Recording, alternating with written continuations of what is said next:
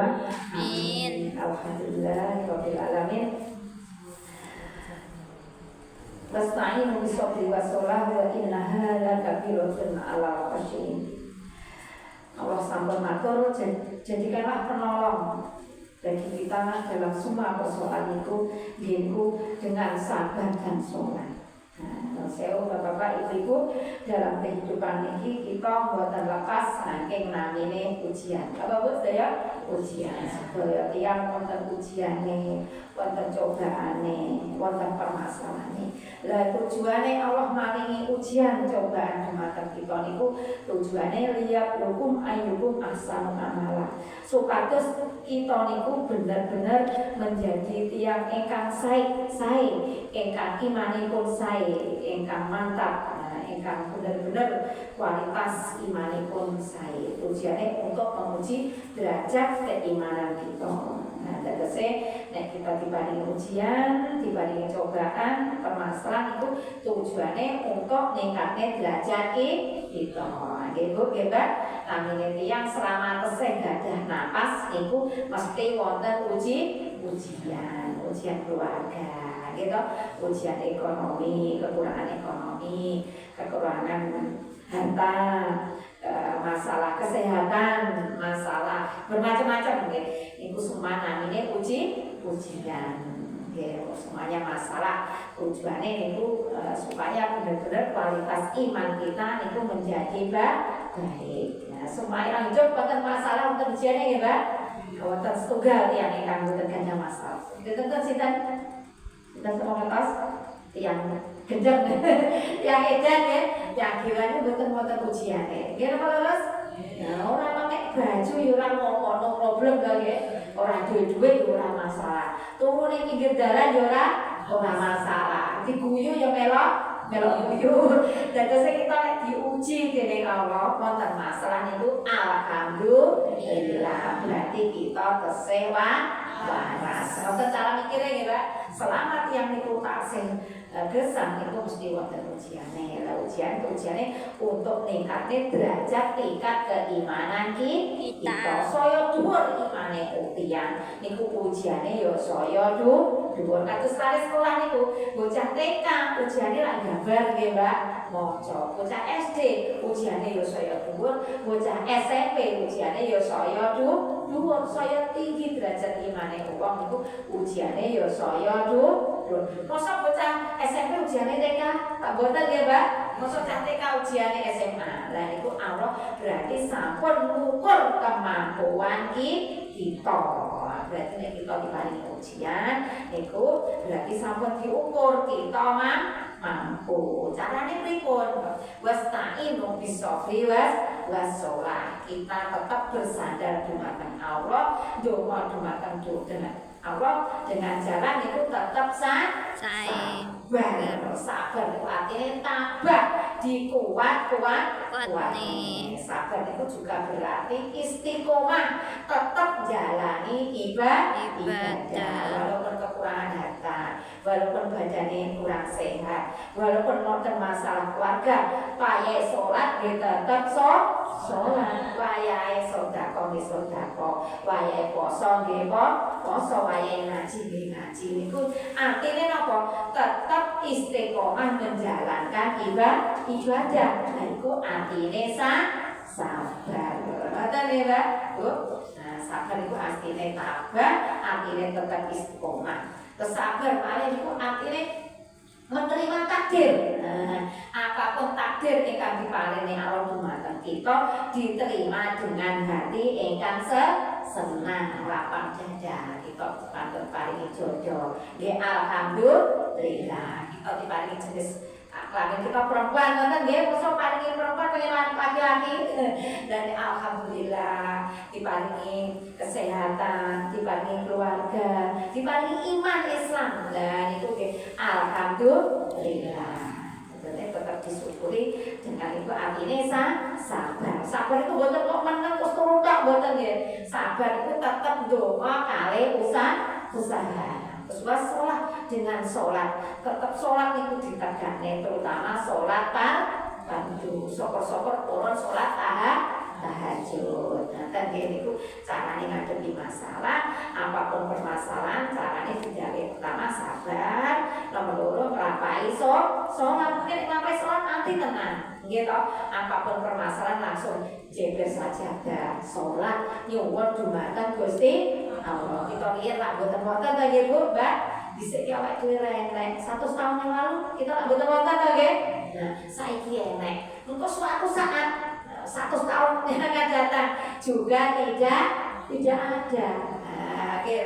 Nah, berarti ingkang maringi urip, ingkang maringi sedo niku Gusti Allah. Sing maringi masalah nggih Gusti Allah. Sing maringi solusi nggih Gusti Allah. Catatan dengan tetap taat.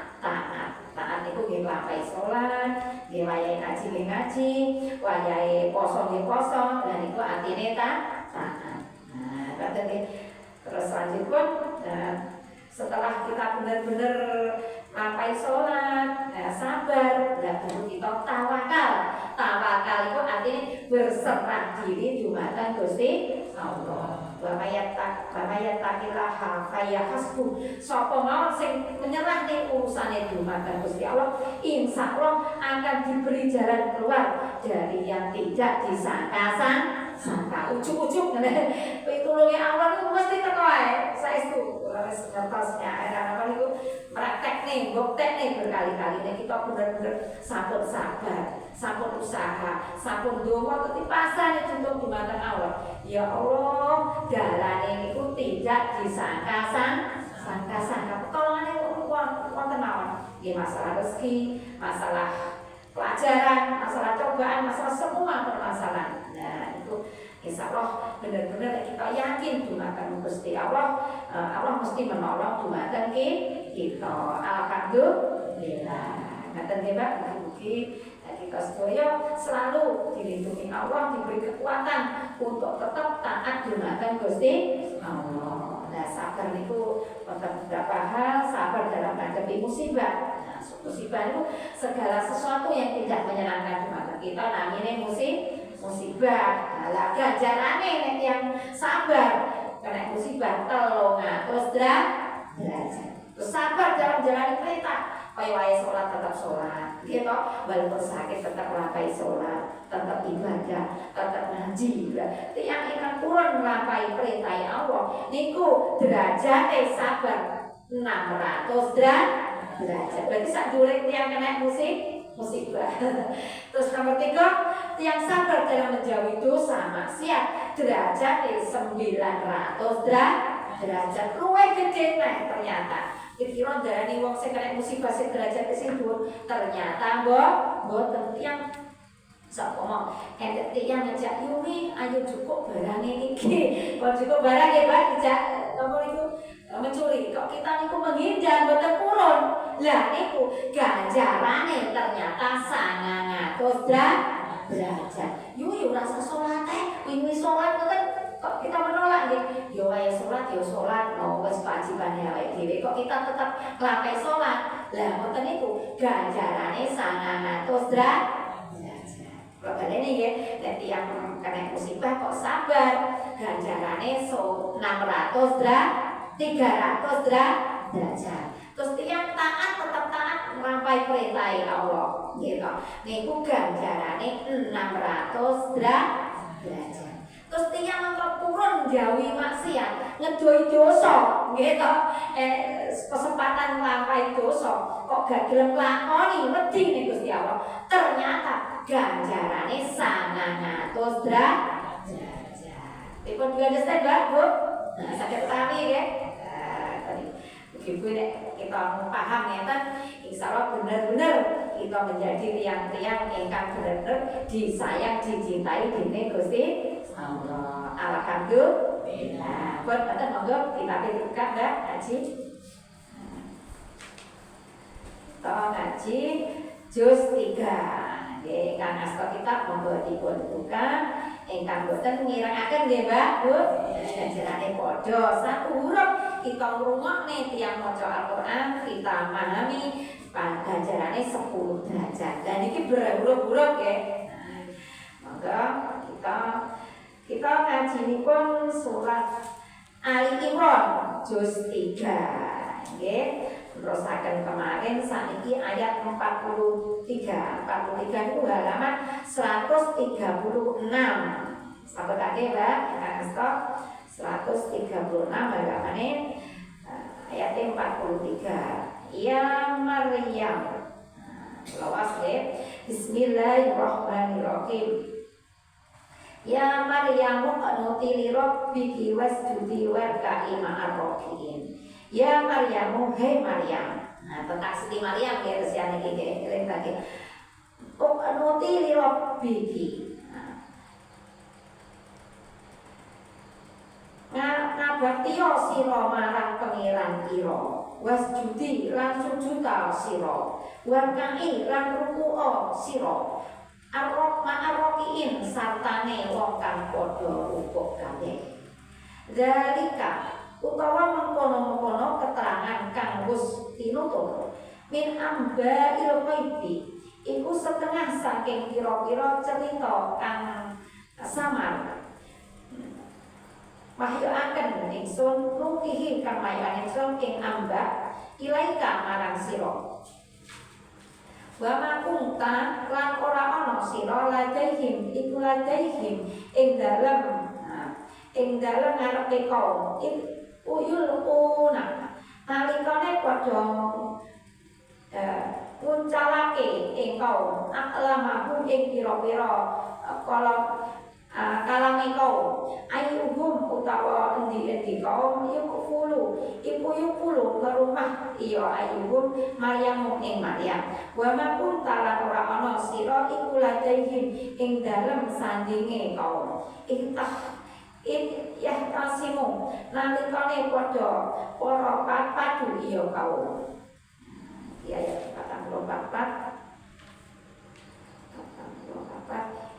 niki in qolatil malaikatu lan nuturaken nalikane dawuh sapa malaikat ya Maryamu he Maryam innallaha satrune Allah iku yubasyiruki paring bebungah ing Allah ing sira bi kalimating kalawan putra minhu saking Allah taala ismul masiku kang utawi arane kalimat iku al-masih Isa bin Maryam ya iku Isa bin Maryam wajihan hale agung fi dunya ing dalem donya wal akhirah lan akhirat wa minal muqarrabin lan golongane wong kang padha keparep kabeh ya 45 wa yukalimun nasa lan bisa anggoneni ya almasiku anasi ing manungsa fil mahdi ing dalem bandulan wa kahlan lan nalikane marep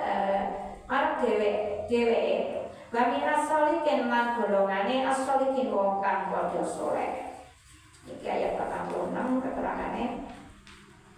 Berarti kita waos mulai ayat 43 monggo 43 sampai pagi.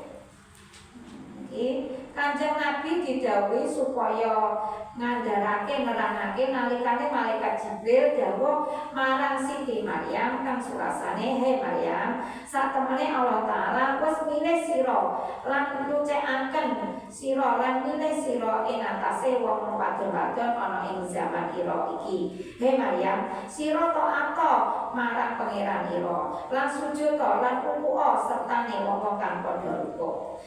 Caritane Nabi Zakaria lan Siti Maryam ana ing ngarep mau kabeh setengah saking cerita kang samar ora diweruhi manungsa kang dipahyuaken dening Allah taala marang Kanjeng Nabi.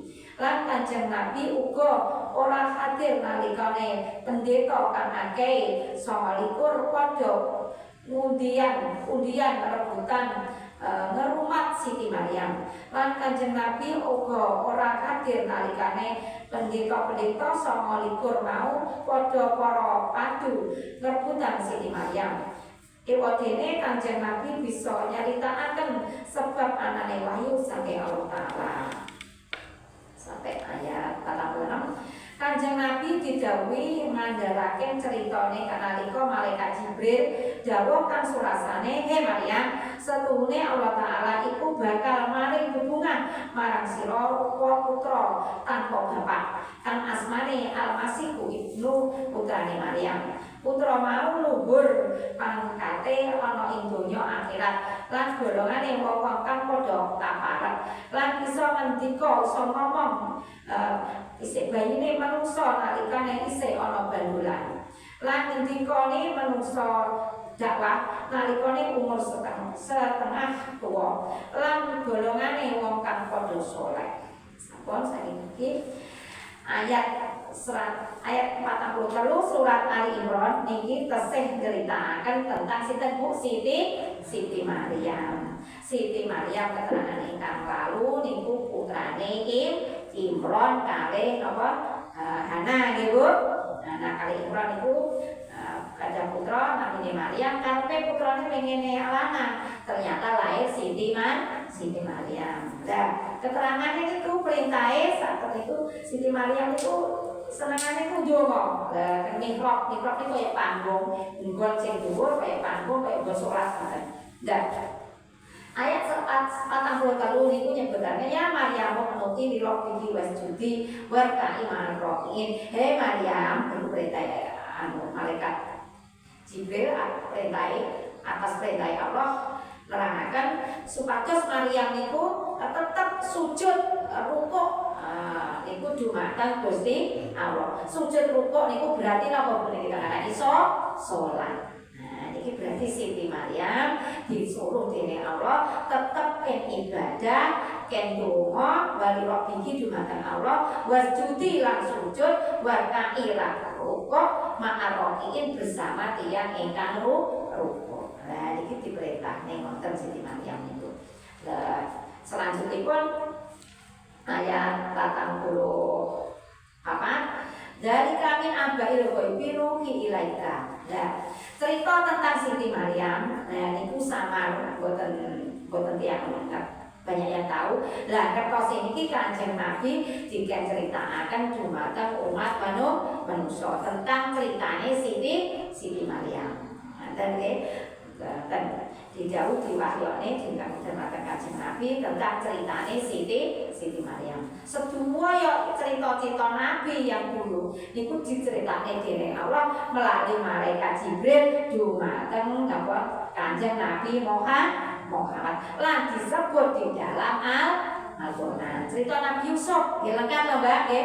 Cerita Nabi Sulaiman. Nah niku padahal itu nabi-nabi yang dulu pun beribu-ribu tahun yang dulu. Dan itu kalau Kanjeng Nabi diceritane ditulis dalam Al-Qur'an. Lah sing ceritane niku malaikat Jibril. Jadi malaikat Jibril tugasnya nyampekne wahyu. Lah niki surat Ali Imran iki nerane ceritane Siti Maryam. Siti Maryam niku lahir boten gadah bapak. Nabi Isa sebut gak ada bapak. Nek Siti Maryam bapaknya namine Imran, ibu Hana. Dan Siti Maryam niki hamil gadah anak namine Nabi Isa. Lah Nabi Isa niki boten gadah bapak. Dados memang digenjaki oleh Allah ngoten. Boten pernah kesentuh tiang jalan, tidak pernah menikah, tapi Allah menginginkan Siti Maryam niku hamil. Ngoten lho Pak. Dan itu ceritanya ngeten. Terus ayat 44 niki terangaken tentang niku ya Maryamu ma kun taladaihim kit yang takisu. Nah niki Siti Maryam niki benar-benar diciptakne dening Allah untuk napa niku mengandung napa Nabi Isa. Itqalatil malaikatu ya Maryamu innallaha yubasyshiruka bi kalimatin. Lah diceritane, "Hai Siti Maryam, sira niku bakal duwe anak ning kandungane sampean besok niku jenenge sinten? Isa ibnu Maryam." Nah, kata ceritane niku. Lah Nabi Isa niku benjing niku terkenal luhur mulya ning donya lan akhirat. Nah, ceritane Nabi sing saiki tesih sugeng tesih hidup niku Nabi Isa. Lah Nabi Isa niku berdakwah ngoten. Waktu enome, waktu bayine Nabi Isa iku saged ngomong. Kelebihane iso ngomong. Waktu diserang karo tiang-tiang kafir, Nabi Isa itu waktu bayi dalam bandulan, waktu nyebutnya bandulan ya, digendong kali Siti Maryam, tiang-tiang Yahudi Nasrani itu ngelok-lok nih, orang di bojo kok iso meteng iso hamil, dilok-lok nih ngoten, akhirnya bayi aku Nabi Isa ini iso matur, ini Abdullah, sak sungguhe aku hambane Gusti Allah. Aku dikongkon untuk nyampe agama Islam, syariat agama. Bayi ini kalau iso ngomong ngoten. Nabi Isa waktu digendong dening Siti Maryam. Iku wae nggih Mbak cerita iki. Ana ing bandulan lan ngendikane manungsa. Lah waktu dhewe remaja niku saged berdakwah ngejak dumateng sedaya manungsa supados nyembah namung dumateng Gusti Allah. Nanten isih bayi Nabi Isa iku iso ngomong nek dhewe niku utusane Allah. Lah waktu remaja saged ngejak dumateng tiyang supaya nyembah namung dumateng Gusti Allah. Terus waktu tua agak dewasa upamane niku bener-bener golongane tiyang soleh. Lah niku dimusuhi kali tiyang Bani Israil. Jadi Bani Israil niku mulai zamane Nabi Musa wis niku terkenal ngeyel, terkenal memusuhi. Roh wahyu macam-macam roh mukjizat napa. Atine tetap kaku, boten purut iman dumateng Gusti Allah niku Bani Israil. Sampai saat ini tahun saya perang Mbak nggih Bu. Dan kira teng apa? Timur Tengah Israel. Dan iku anak turune niki wis. Lah Nabi Isa itu badhe dibunuh kali tiyang Bani Israil niku. Terus akhirnya diserupakan wonten tiyang rupane dimiripne kali Nabi Isa. Namine Yudas Iskariot. Lah tiyang itu disalib Yudas niku. Terus Nabi Isa diangkat dening Allah ke langit. Kemudian ke langit. Di langit dibawa ke surga ke langit dan benjing itu akan turun yang akan membunuh Dajjal. Mungkin di akhir zaman itu wonten Dajjal. Zaman itu pun boten karuan. Kita pun insyaallah persedo nggih Mbak. Di tahun yang akan datang. Dan Dajjal itu cirine disebut niku teng hadis niku mempunyai mata satu. Nah, kita mripate kalih to nggih. Dajjal iki matane satu membuat kerusakan terus suatu ngoten seolah-olah niku. Terus iso gawe bermacam-macam teknologi niku Dajjal. Lan membuat kemungkaran dan becik itu sing akan membunuh Dajjal Nabi Isa becik turun disebut nih akan membunuh Dajjal. Dan setelah niku makame Nabi Isa niku didekate makame Kanjeng Nabi Muhammad. Dari saat ini kita Madinah makame Kanjeng Nabi niku sampingnya tesih kosong. Sampingnya Abu Bakar, sampingnya Umar. Mereka yang ziarah Madinah ini kok boten saged ningali namung incang-incang ditutup ke tempatnya nggih. Lah di dalam ini ku salah satunggalé licing disediakne kanggo makome Nabi Isa. Nah, setelah itu terjadilah namanya kiamat. Kejadian yang akan datang pun itu juga disebutnya dalam Al-Quran. Terus ini kita urut ngaji, yang tadi kita tambah ngertos ya Mbak Bu. Nah, tadi gunane ilmu. Kita ngertos tiba ya Al-Quran wala nyebutnya kejadian sing besok disebutnya, kejadian saiki ya disebutnya, kejadian sing dhisik-dhisik ning Al-Quran ya disebutnya. Ya Allah, makanya kok maca Al-Quran ganjarane kok kata apa nane ngertos isine utawa maknane. Ngoten nggih. Terus selanjutnya ayat 85. Wa qalatil malaikatu sampun nggih niku wa yukalimun nasa fil mahdi wa kalawa minas sholihin. Sampun iki Nabi Isa saged ngomong-ngomong dumateng tiyang Anas tiyang fil mahdi waktu di dalam bandulan gendongane ibuke. Terus waktu wakahlan dan waktu remaja berdakwah wa minas sholihin waktu tua niku termasuk tiyang ingkang saleh. Ini keterangan tentang Nabi Isa. Kalau mboten maaf sekali pani nggih ya Mbak Bu. Akeh-akeh apa dosen bingung. Eling-eling nggih, kajine Bapak iki mau tentang Siti Maryam karo Nabi Isa. Lah sakbare Nabi Isa niki niku lair Nabi Muhammad. Lah bar Nabi Muhammad niku pun pertama Nabi awal mursalin sampun boten wonten nabi ingkang terakhir niku Nabi Muhammad. Sakderenge Nabi Muhammad Nabi Isa. Urut-urutane ngoten nggih. Pertama sinten Nabi Adam. Lari-lari TPA biasanya ngapalin toh? Adam, Idris, Lot, Soleh lah. Salah setunggalnya ini kita pelajari baru Nabi Isa. Alhamdulillah, mungkin kita saged mengambil hikmahipun, keterangannya, kesimpulanipun, Allah itu mulai menghendaki apapun yang diinginkan oleh Allah atas Nabi Isa, boten gadah bapak, Siti Maryam jadi wanita yang benar-benar mulia, itu benar-benar dikehendaki dening Gusti Allah. Salah satu nanti wanita ingkang penghuni surga, salah setunggalnya Siti Maryam. Mugi-mugi kita saged derek Siti Maryam masuk surgane Gusti Allah. Allahumma amin. Alhamdulillah, monggo kita tutup dengan bacaan hamdalah. Alhamdulillahirabbil alamin. Allahumma rahmna bil Qur'an waj'alhu lana imama wa nura wa hudan wa rahmah. Allahumma zakkirna minhu ma nasina wa 'allimna minhu ma jahilna warzuqna tilawatahu ana al-laili wa atrafan nahar waj'alhu lana hujjatan ya rabbal alamin.